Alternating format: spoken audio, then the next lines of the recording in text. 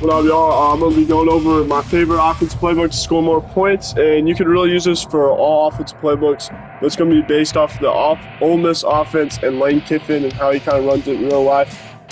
Things that we'll be going over is blocking first, read flats, setup plays, double stack shots, number game in the RPO, attacking the grass passing attack, which I'll get into later. Close side RPO versus man-to-man. D tackle at quarterback. Yes, that is right. And then fourth and short / goal line situations. I hope y'all enjoy. Let's get into blocking. All right, blocking real quick. We're just going to do it against the normal, and then we're going to do it against double bug. If you really want advanced double bug blocking, check out my short. But pretty much anytime you see these little 3 dashes, that's because the offensive line, most of the time, 90% of plays, automatically slide one way, which is probably causing this right side of the O-line to get absolutely cooked. So what I like to do is press L1 to bring up your O-line adjustments. I like to go base blocking if my running back's back there, which then automatically cancels the slide. Or if I some reason motion out my running back, you can go empty, which is a little bit different of a block. And then, or if you're really getting cooked, you can go max protect right there, and that will automatically block your running back, and you pretty much rarely get sacked. Now let's get into mid blitz blocking. All right, mid blitz blocking. Most people will run it like this, and as you can tell, same thing with this play. My blocking right here is a slide. You do not want to slide. You want to go max protect every time, and you want to press L1 and triangle. Put the heat on this little user because 99% of the time they're going to try to hit and run and then go to the middle of the field. That's just not going to work out right here because we're not even going to worry about him. Now, if he does end up sending him, you got to have a quick little route like a slant in the middle of the field just in case he end up coming because you will get sacked because it's a 7v6, just a numbers game.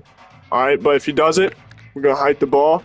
And you see how everything is blocked for a decent minute, and you can get open routes. I obviously didn't put any route concept out there, but you see the point. You can still block pretty decent this way.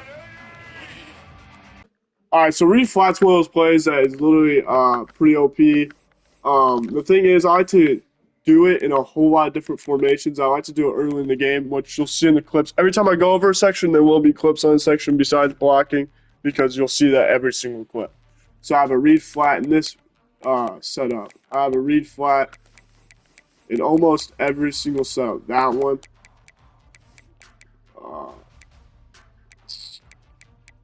That one right there, square. This one. And one thing you can do on the read flats, so if you ever see the P in the slot right here as a user, you can always, the flat will not always be open, but you can streak the tight end, which it's not going to show you, but it will happen.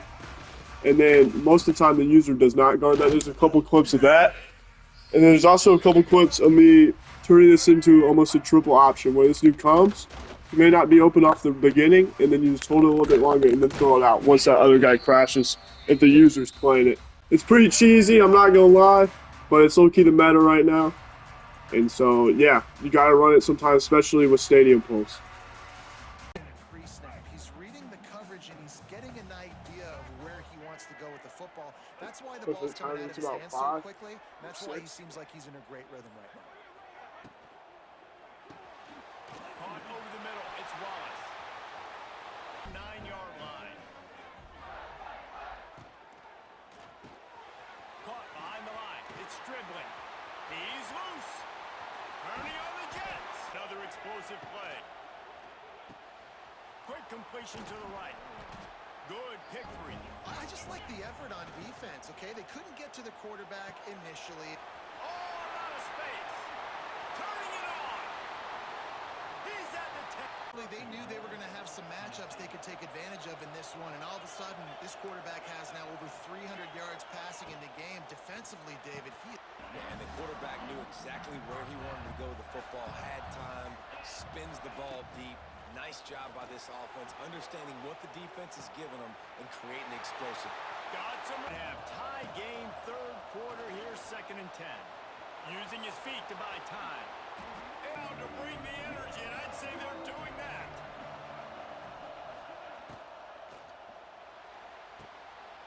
Quickly to the tight end. It's a running room. It's a seam wide open.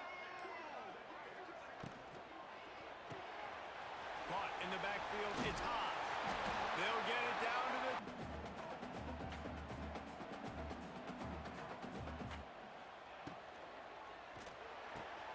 Just a short pass to the tight end. So now it's setup play. So say I'm running this read flat all the time. This motion PA cross is a great play. Or you can set him up with this RPO zone bubble and then go double pass. This double pass, I'm telling y'all boys, if you get it right, it's a one-play touchdown a ton of times. Because they're not going to play it off the rip, and they will all crash unless they pass it. If they don't crash, then you can run it pretty good. That's one of my favorite setup plays. And then my last favorite setup play that you're probably going to see is this jet fake toss and then a jet fake jet toss. So or even this RPO slide. Once again, RPO read flat. There's so many ways to run the RPO read flat in here and just set up your opponent in different ways. But those are probably my favorite three. Let's get into some clips. Break outside like you did there. Nice out route connection. Nice chemistry between quarterback and wide receiver. Unloads it left. Makes a connection. Russell. To be able to keep your eyes on the football, continue to concentrate from a fortuitous bounce, Reese. A nice break to him, makes the catch, makes the big play down the field. Got it. That last drive and the turnover, not what you're looking for when you have the lead, Jesse. Yeah, and really I think for them, it's just staying out of their own way. They're making plays. They've got the playmakers to go and win this. Go after the huge chunk play. They've got it first and goal from the 10. They'll run it. They want to take their time here. Touchdown, Ole Miss! All right, so my favorite time to use this little shot play, and you do see I did half slide my defensive line little adjustment because there's more defenders in this front to that opposite side. But anyways, let's get back to the point. Deep shots off a double stack. So this is a cover 3 match by a defense. You'll see that in a couple clips. This dude on the left will absolutely burn cover 3 match every time. And that's one of my favorite deep shots out of double stack right there for a touchdown almost. Another one of my favorite deep shots we'll get into real quick. All right, something that a lot of people love to do in their double mug or any blitz man-to-man in general is to play underneath. And this takes full advantage of them playing underneath. If they ever want to play underneath, once again, absolutely cooked. And you should see that in a couple plays. That's my favorite deep choice out of wide double stack. It's one of my favorites, and it burns a lot of different coverages, but mostly cover 3 match. It has to be the match, not just normal cover 3.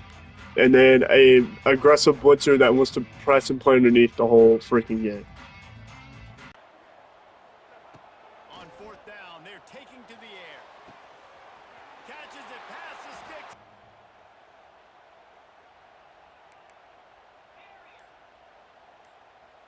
To the air, it's Knight.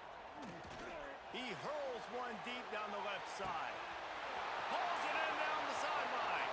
Open spaces. All right, so this is the number game RPO. I like to do it mostly out of wide bunch. I think it's very explosive. So first step, you want to press circle or B if you're on Xbox to get the whole field. Instead of just having this tiny version, now you have the whole field because it thinks you're motioning somebody even though you're not going to motion.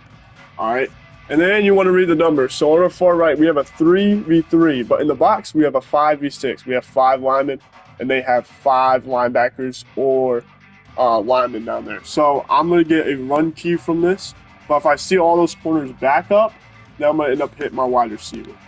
So corners stay, and we're going to run. Most of the time, it's a little bit more explosive than that. I'll try to get a better example. Right here, the corners move a little bit, but I didn't want to risk it. And the run is there. Dude just got a little lucky, fool. Numbers aren't there. And there's the explosive run that I'm talking about. All right, last try. I'm going to try to get one where the numbers match up. Okay, you see where they only have 1, maybe 1.5 people? 90% shot that we throw this. That dude crashes, we throw it, and look how many yards that is. Super explosive. You'll see that in a lot of the clips. We'll do one more for you. 3v3. They back up. I could have thrown it, but I ended up running it, and I feel like if I made a better read and was paying attention, that would have been a pretty good run. So pretty much just read the numbers in the box versus the numbers outside. And if they back up, you still have the opportunity to throw it. And your goal is to get about 5 to 6 yards if you run it or throw it.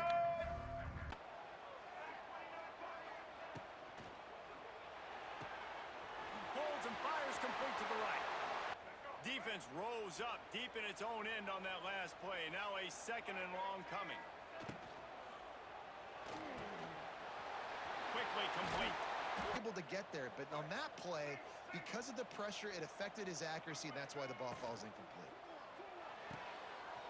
Off the RPO, throw to the right, looking for the first. One of my favorite formations to do the attacking the grass pass philosophy is probably this wide. I'm going to go ahead and base block. So what y'all want to do is you want to see the grass. Where's the grass at? So the grass is deep middle in this deep middle area. So I'm going to, it looks like a cover 2 or cover 4. So I'm going to streak post these left 2 guys. And then I like putting my running back on a hitch because it keeps the user down. So I'll hike it. If the user wants to drop back to that, then I hit the hitch. If not, then I hit the post. So this time it's cover 3. So I low-key like the curls on the outside, but I mean on the inside slot guy, but I'm going to deep post the outside guys right here and maybe even run a little drag. All right. As you can tell, it's going to keep the user there. It's man-to-man, but we still have that deep post. So really, you just want to attack the grass. You'll see this in a couple clips. It's hard. It's more of like an in-game adjustment, but you see this top right is wide open, so I put that dude on a little bit of a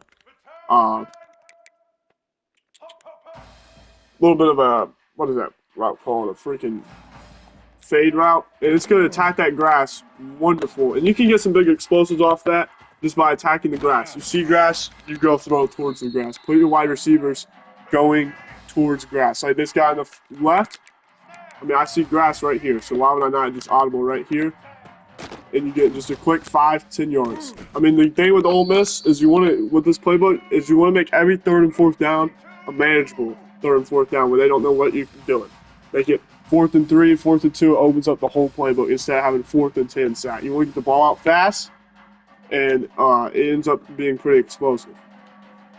Down from the 44. Might be calling a hot route.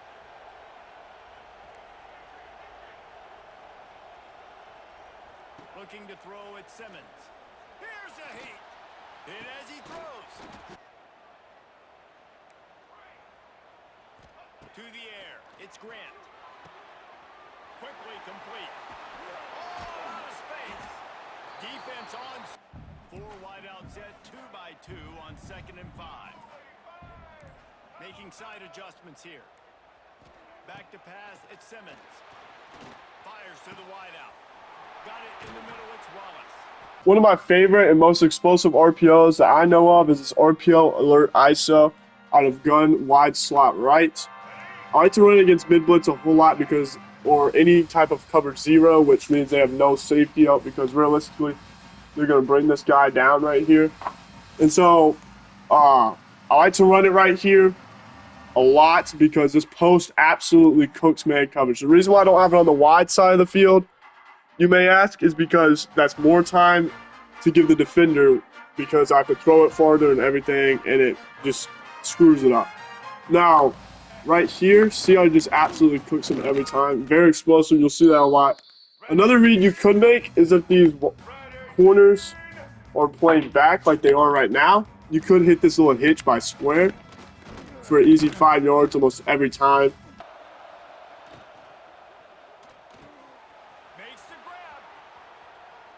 Yards on the gain, and they move the sticks. Ball marked at the 26. It's 1st and 10. All kinds of room to throw. All right, so now we go with one of the most unique formations in the game. I think Ole Miss is probably the only one that has it. It says D tackle at QB Wildcat. Look how fat he is. It works very well against a lot of different looks. Particularly, it doesn't work very well against mid blitz, but that's about the only one it doesn't work well versus. And as you can see, right there, I messed it up. But if you just straight up truck up, you'll get 5 to 10 yards, 5 yards, 3 to 5 yards almost every time. I like to run this in 4th and 1, 3rd and 2, or on the goal line. I mean, that's not a very good defense to go against. But if you do just spam truck by flicking the right stick up a lot, you'll get easy yards almost every time. And how most people counter this, or think they're going to counter it, is going to go by goal line. And low-key, I like throwing the ball right here because a lot of these goal line formations, they don't think this dude has a chance to throw it. So like, they'll move this guy in, for example, or do something stupid. And that's an easy little throw right there. that he can't make.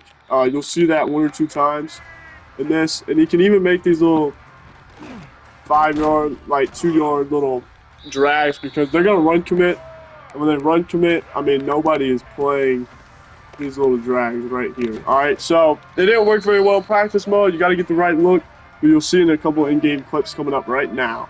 On the tight end was a big part of this offense, and you've seen it early in this game. They've moved him around. They've thrown it to him in a lot of different ways.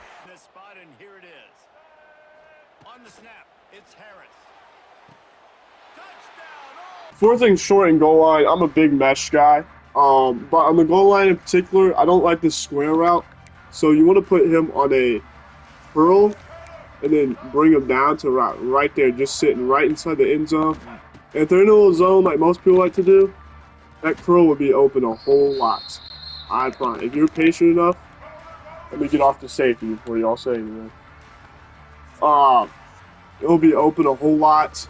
But if it's man-to-man, this little drag route will get open. Obviously, it wasn't open right there. But trust me on this one. And then that circle route that sits in the middle of the field, that's if the user follows you, which gets open a little bit. I think I'm getting man-to-man right here. I am. And those drags are open. So if you have time, wab this up a little bit, get the reads down. Literally that circle route's only there for the user. He kind of clamped me right there. Circle route's there for the user. Square's there for any sort of zone, like right there. So a quick hitch, and you'll get in there a couple times. Here's the clips. I hope y'all enjoyed the video. Field goal from here, but it looks as if they're going to leave the offense out there. Throws to the wideout. Catches it past the sticks and still on his feet. Right now, go for the 2-point conversion or kick this thing and go into overtime with seconds running down on the clock. Looking downfield is Simmons. Here's the pressure. He's got it. They convert the 2 and they Live to fight another down. looking for the score.